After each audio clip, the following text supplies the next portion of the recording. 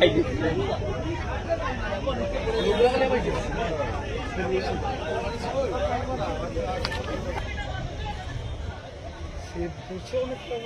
বড় এক সব থেকে বড় অ্যাক্সিডেন্ট এটা কিন্তু ড্রাইভারের পজিশন খুব খারাপ। 50 জন থাই দাও